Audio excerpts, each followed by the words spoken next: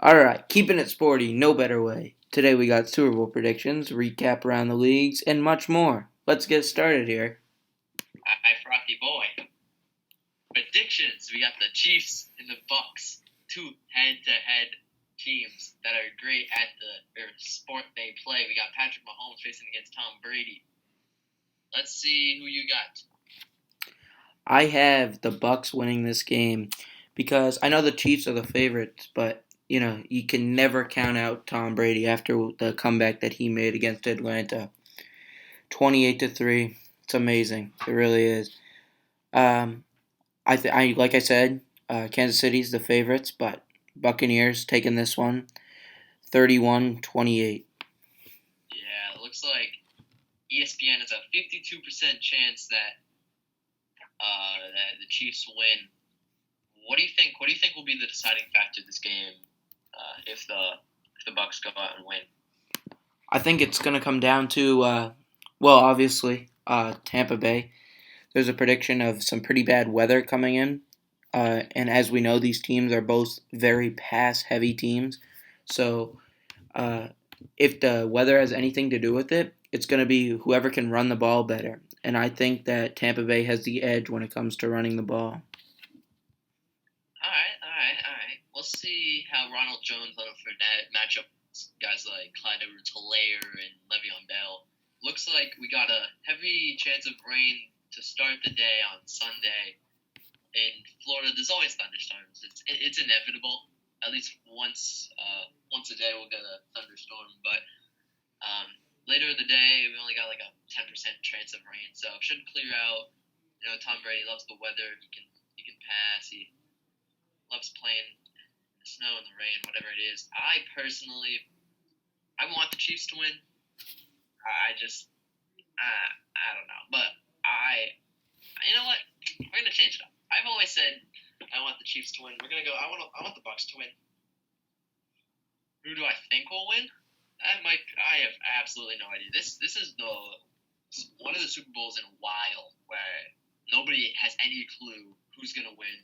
Yeah. The Chiefs are favorites, but that doesn't really mean anything because we got two of the top. I'd say two of the best 5 quarterbacks in the league. Tom Brady, the best quarterback of all time, the best player of all time. Patrick Mahomes, I'd say he's top 2, top 3 quarterback in the league. Up and coming superstar. I think the Chiefs here trying to start a dynasty. If they can really run it back 2 years in a row, that would really say a lot for them. But I don't know. It's always been a thing. So hard to win 2 Super Bowls in a row. But Brady did it. Yeah, Brady did do it. But Yeah, we're 3 or 4. But I do think that if anybody could do it, it would be Tom Brady, like we just said, and Patrick Mahomes. Yeah, Patrick Mahomes. I wouldn't count him out. While we're on the topic of the Chiefs, we should probably mention Andy Reid's son. Assistant linebacker coach for the Chiefs. Yeah, I'm blanking on his name right now. Britt Reid was involved in a car crash, injured kid severely in the hospital with threatening injuries, sending our prayers their way. Yes. And then halftime show. It's gonna be Maroon 5, which not Maroon 5. The Weeknd. Weeknd. It's all the same. I feel like the Weeknd. Whenever I think of him, it's like a band. But Yeah. It's just one guy. We had some really fire hits this year. Yeah. Lights. Yeah. All right. So. We'll spare you from our singing. Then did you see the halftime commercial with Brady and Gronk? Yeah, I did see that, but I saw that will be that's not going to be able to be played because T-Mobile is not the NFL's phone carrier, so they're not going to play that. But, that's a bummer. But that's a good funny one. All right, moving on to Celtics and Bruins recap from Friday night. I think that the Bruins really showed out. What'd they win? 2-1 last night, I believe. They won. Pasternak led the team to victory again last night. Really? I didn't catch much Yeah. They did win 2-1. Pasternak didn't score, but he had an assist, continuing his hot streak. Only his fourth game, Yeah, I believe so. of the season, because he went down with an injury during the offseason, I believe. And lucky to make a full recovery. Ben Marchand and Sean Corelli had both the Bruins goals in the third I period. All believe three they were goals were in the third. 24 seconds apart or something like that. Crazy. Yeah, 27. Corelli beat him. I think it was alongside Marchand. Had a nice goal. Just looking, McAvoy has 9 assists. Marchand already has 7 goals. Krejci also has 9 assists. Bruins off to a really hot start, being 8-1-2, 2 overtime losses, 8 wins and only 1 regulation loss, which getting up those points, which is what we like to see. The Bruins are not the only Boston team to come away with a victory last night. The Celtics won by a score of 119 to 115. Jason Tatum, 34 points last night. He played great. Tice went down with a soreness in his knee, didn't return, only played 9 minutes. Kemba struggled to start, but hit a really clutch shot to end the game. Grant Williams hit a couple of threes. Carson Edwards was a big surprise in that game. He put up 16 points. He was 3 for 3 from beyond the arc. He went on to go 3 for 5. Peyton Pritchard hit a couple of Nice threes and shots. came back from injury. Jeff Teague continues to suck Yeah. more than I at basketball. Bet I could beat Jeff Teague 1-on-1. We might need to see the Flake Reacts versus Jeff Teague 1v1 in June or in March. Yeah. March this year. Yeah, I don't know. Can't follow Flight around. He's a busy guy. But Kemba, yeah, dropped 24 last night. Tatum with 34. Thompson had another good game. He's been balling out on the road trip. Brian Scalabrine made up a good point during the broadcast last night that he didn't play during the bubble because he was on the Cavs, one of the 8 teams to not play down there in the bubble. Maybe 6, but either way.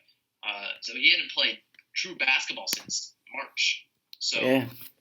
he didn't have the best start to the season, but he's picking it back up on this road trip. So good to see from him. The 29-year-old. His birthday's coming up in 34 days. Pretty amazing. But it seems like he's picking it up, like you said, on the road trip after not playing basketball for quite a while. But speaking of not playing basketball, or should I add football, tonight we have the NFL Honors. It's not a game. I look forward to this event every year. Get to see multiple different awards be handed out. So we can use that to compare the winners. Ross, who do you have for MVP? For MVP here, I have Aaron Rodgers. I think that you could take Patrick Mahomes, but I think Aaron Rodgers edges him out here. Obviously, as we know, it's not based on the playoffs. If it was based on the playoffs, the choice would definitely be Patrick Mahomes because he's led his team to another Super Bowl. But the NFL Honors is based solely off the regular season. Aaron Rodgers, I think he's playing the best football of his career. I don't know about you, Griffin, but yeah. All right, Griffin, what do you have for your MVP choice? I got a guy that has over 1,700 yards from scrimmage, 25 total touchdowns. We haven't seen a season like this from a guy, maybe Christian McCaffrey last year. I got Alvin Kamara at the Saints. He only played 15 games. Absolute beast out there. Had a game where he had 6 touchdowns. Yeah, I believe he tied the record for most touchdowns. He went absolutely berserk on Christmas Day. Yeah, Christian McCaffrey had 2,300 yards from scrimmage last year, but he only had 19 touchdowns.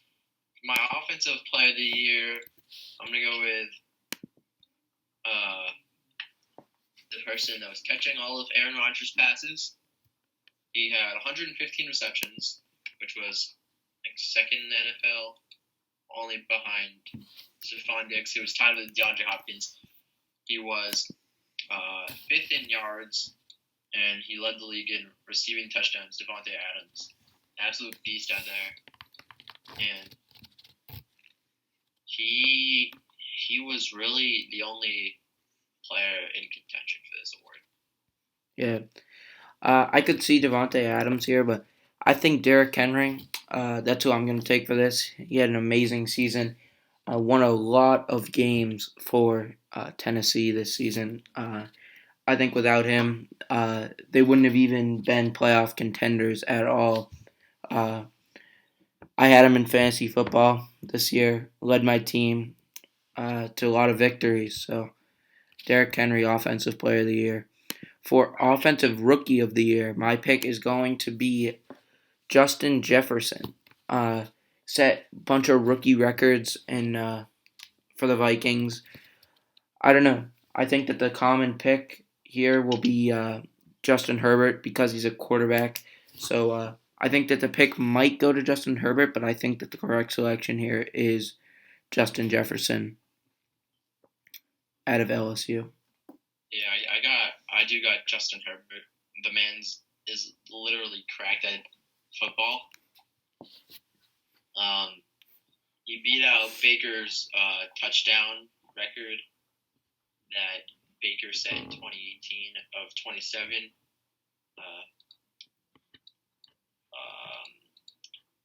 Justin Herbert threw for 31 touchdowns, only 10 interceptions. Played 15 games, threw for over 4,300 yards. Overall, played great. Above Aaron Rodgers in yards, above Russell Wilson, above Derek Carr, some of the best quarterbacks in the league. And I was lucky to have him in one of my leagues as my backup quarterback. Absolute stud out there. And I think a sleeper pick, someone who was my starting quarterback that had a tremendous year, was Josh Allen. I feel like Josh Allen could win Offensive Player of the Year or MVP, but I think just because he isn't the biggest name and his team didn't have that much success in the playoffs, even though they say this doesn't have anything to do with the playoffs, but that's who the voters have in mind. So I think that will push them away from voting for Josh Allen. For Defensive Rookie of the Year, I'm going to go with actually, I'll let you say who you have. Yeah, Defensive Rookie of the Year. One pick that I can't get off my head. It just keeps coming back to me. Chase Young played like an absolute veteran in this league. I think that he overspoke himself before the Buccaneers playoff game against the Washington football team that he wanted Tom Brady. He did not have a sack on Tom Brady. I don't think that he even had a quarterback hit on Tom Brady in that game. So Buccaneers O-line really stood up, but Chase Young, Defensive Rookie of the Year, in my opinion. Griffin, what about you? Yeah, I got a guy that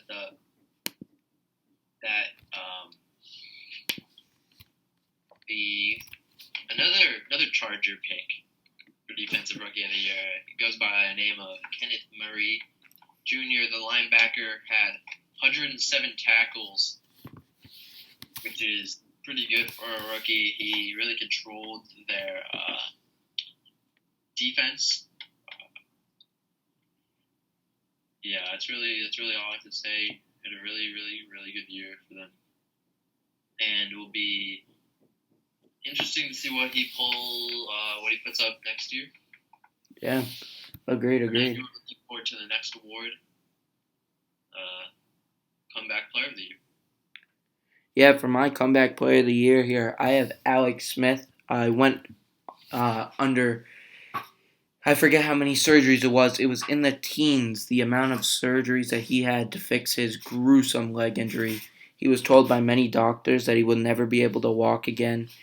But actually, he proved everybody wrong. Not only could he walk, he came back to the NFL and played football at the highest level again for the Washington football team. I don't think that there's any other pick for comeback player of the year this year. What about you, Griffin? I agree with Yeah. you. So we just learned a couple days ago that Jared Goff got traded for Matthew Stafford. That's a big trade. 2 number 1 overall picks. One was drafted 4 years ago. The other one drafted in 2008. We've never seen a trade like that happen in any league where the players, it was not on draft night. So what do you think of it? I think that Detroit Lions, awesome trade for them. I believe they got was it 2 first rounders and a third rounder and Jared Goff for Matthew Stafford. Yeah. So they were able to. They knew Matthew Stafford wanted out of Detroit. He didn't want to be there anymore. So they were able to really take it and really get something out of it. Los Angeles Rams don't know what they're thinking. I don't think that they believe in drafting in the first round. Actually, their last first round pick was the number 1 overall pick to get Jared Goff. So now they've traded away Jared Goff, got rid of his huge salary, but paying the price and losing a bunch of future stars. Yeah, they traded a lot of first round picks to get Goff in the first part. I don't think they'll have a first round pick from 2017 to 2023. Jared Goff, they did get his big salary off of him. I think he was getting paid like $30 million a year for the next 4 years, something ridiculous like that. We just also got word that Carson Wentz is expected to get traded in the next couple of days, which I don't know what team would want him and how much they were willing to give up. I wouldn't give up much less than I wouldn't give much more than a fourth or a third. It's not worth anything. Yeah, I think that he's worth like a couple of fourths or a third, or I don't know. I see that our favorite team, New England Patriots, are in the mix or in the trade rumors, but I really hope Patriots organization does not go through with this trade. I really don't. I don't think that he's a good fit. No. Maybe get him, get a couple people. I don't. A 4th round pick, not the worst thing to give up. Might as well see if he has anything left in him. Want to be too opposed. Then Deshaun Watson has had a lot of rumors over the offseason. Him maybe getting possibly traded for Garoppolo and 49ers first round pick. Don't.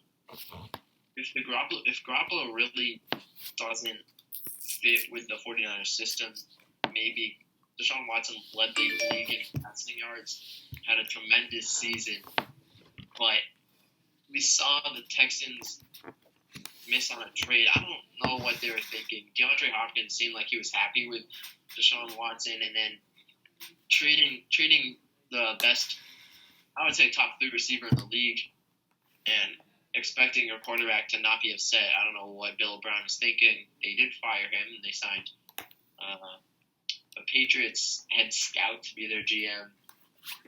Nick Cesario, I think, is his name.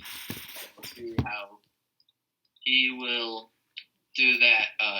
What he will get in return for Watson if they trade him. They've said in the past they're not going to trade him, but who knows? Yeah, I don't know. I also heard that he wants to go to the Jets out of all places. What were they? 1-12, 2 no, not 1-12. 2-14, I think. 2-14, yeah. So the Celtics injuries. Jeez, they're really getting blown up here with injuries. Jaylen Brown, not in the lineup last night, Friday, and will not be in the lineup. We just got word tomorrow night. Sunday, February 7th. Um, but Marcus Smart continuing to be out with a left calf tear. He got injured the game against the Lakers, close one. Probably would have won that game with him. Romeo Langford has continued to rehab from his wrist surgery. He's never played well, partially because he's been healthy, been injured most of his NBA career. He was the Celtics' first round pick in 2019. yeah, 2020? No. I guess there was no 2020 draft. Right? didn't they have a draft? Well, it was late November, so I guess it was the 2019 draft that Langford got selected in, and then Peyton Pritchard just came back from his injury, as we said earlier, and he will probably take much of the minutes off of Jeff Teague's hands if Edwards continues to play at the level he's been playing at. Nesmith, the 2020 rookie, he didn't play last night. I don't know why. He was playing Nick Batum and Luke Kennard just continue to do weird things for the Clippers that they've never done in their life ever before. Last night I'm pretty sure the Heat lost to not the Heat, the Nets lost to They did. Yeah, they lost to the Raptors by 6. Kevin Durant got told in the middle of the game that he had to go out because for COVID, like contact tracing or something. He had been exposed to somebody. They haven't released, I don't think, who it was, but he was exposed to somebody during the day who had COVID exposure. But he, since he was not first-hand exposure, was not forced to quarantine right away. But during the game, they got word that the guy that he was in contact with did test positive. So he was taken out of the game right then and there. I think that the Nets really could have used him last night. Could have done a job, really finished the job on the who'd you say it was, the Raptors, I believe. Yeah, the Pascal Siakam had a good game. He hasn't been playing great at all this season. Won't be an All-Star. The All-Star voting this year is also something that we should mention. It's up by like 3% times 3, which is crazy. All things considered, Pascal Siakam is averaging like 3 points less, but he's up a rebound, up an assist. He's not playing at the level, but this year in the Eastern Conference, that KD, Kyrie, and Harden, none of which got votes last year because they were injured or not in the conference. Then we had guys like who's probably not going to make it, but he joins the Eastern Conference. Bradley Beal wasn't an All-Star last year. He was one of the snubs. He'll be in the All-Star game. Jaylen Brown will be a first-time All-Star.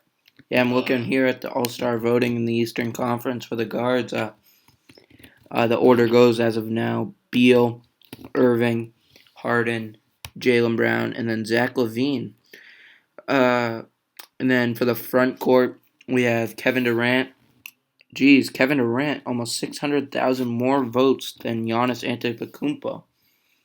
Then Joel Embiid, and then Jason Tatum is number 4 in front court voting for the East. In the West, guards, no surprise here, Stephen Curry. He's number 1. He has almost a million more votes than the second place person, Luka Doncic. And then we have Dame Time, and then Ja Morant, Donovan Mitchell, number 5. Western Conference front court, no surprise, of course. The best of all time, LeBron James. I don't think he's the GOAT. I'll get into that right now. You just said the best of all time, and he said he don't think he's the GOAT. That's like saying You don't think a chicken is a rooster, or a rooster is a chicken? I do think that there's a difference between the greatest of all time and best of all time. I guess we are going to get What? into this. The LeBron best of all James time? is No, no, the no, no, no, no, no. We're not going anywhere. The best of all time is the greatest of all time. Greatest and best are synonyms. nope. In my opinion, Not synonyms. the best player of all time is LeBron James. The best player of all time is not LeBron James. The greatest player of all time is Michael Jordan. The difference here is the track record that they have. LeBron, he did come back from a 3-1 lead. The Warriors really choked in that series, but I think that Jordan, you know, going for the three-peat, that's definitely the greatest basketball player of all time. LeBron James, I think his skill set in a 1v1 between LeBron and Michael Jordan would probably win. I can agree with that. Yeah, so moving on, LeBron James. We're not moving on. Michael Jordan, in his prime, I would say would probably lose to LeBron James. LeBron James has just because in 2020, LeBron, he's not at his peak, but he's still at his peak, But Michael Jordan didn't have the body. His body wasn't in tip top shape. He was smoking cigars after every game. Yeah, and then also people could argue that Michael Jordan doesn't have or LeBron doesn't have the same competition as Michael Jordan did in the 90s. I would say the mean Detroit Pistons, they don't exist in this decade, but LeBron does have to deal with the Splash Brothers and Klay Thompson and Steph Curry, which Jordan did not have to deal with. He did have to worry about getting physically hurt in the paint, but Steph and Klay, they could knock down a three from other side of the court, so they have to really different things to worry about. So it's always an interesting topic. Yeah, there's definitely a different level of intensity, just because they didn't call fouls in the 1980s and 1990s. If you go back there with three referees in 2020 calling a game, I bet they wouldn't live much longer. They would get killed, literally, by either mad fans, because they haven't been used to that. Trust me, Isaiah Thomas, not the Isaiah Thomas we all know and love right now, but Pistons Isaiah Thomas, he would literally hack him, Bill Laimbeer, Dennis Rodman when he played on the Pistons. They would literally hack Michael Jordan, like hack a Shaq, They would hack Shaq to put him on the line. They would hack Michael Jordan. There would be no call. If you put LeBron James there, he'd be crying like a little baby. I'm not saying there's anything wrong with that, but I'm just saying there's different levels of basketball depending on what era you played in. I agree with that.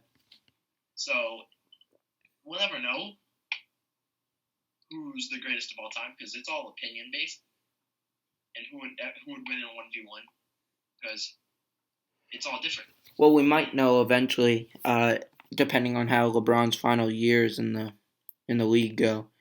If he wins many more titles, if he wins more MVPs, whatever, I think that could really set in stone his case. But, we're living in the moment as of right now.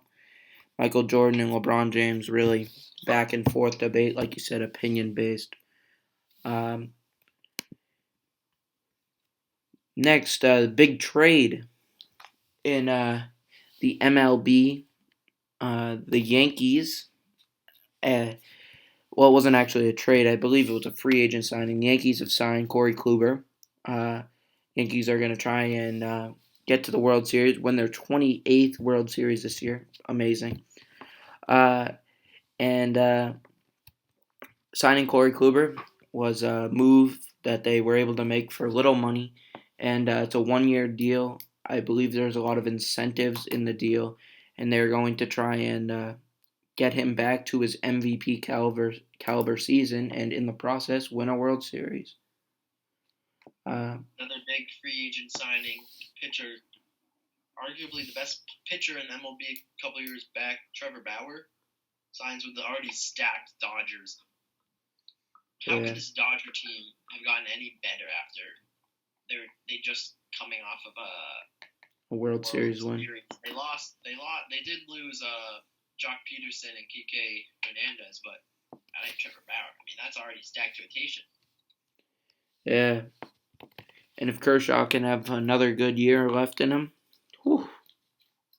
Yeah, Kershaw's a free agent after this year, so. Yeah, I think for his sake, he needs to have a big year to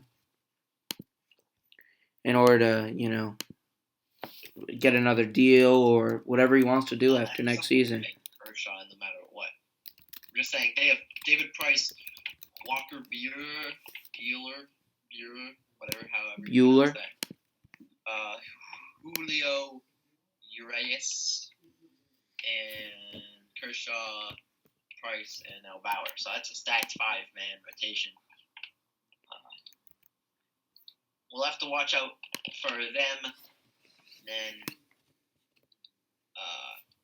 the Red Sox, who knows what they're going to be? It's all about their health and whatever they decide to do. Justin Pedroia just recently retired. Good for him. He can't even run anymore. So. Yeah, I think that was in the process. He was just waiting to get the final money out of his deal. No, because he's still getting paid. So I guess he was trying to just. Well, you can't really play baseball if you.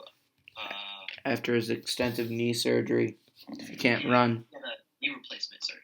Yeah. And that's going to do it for today's podcast. Thanks for watching. It's been GB and Froth. We'll catch you in the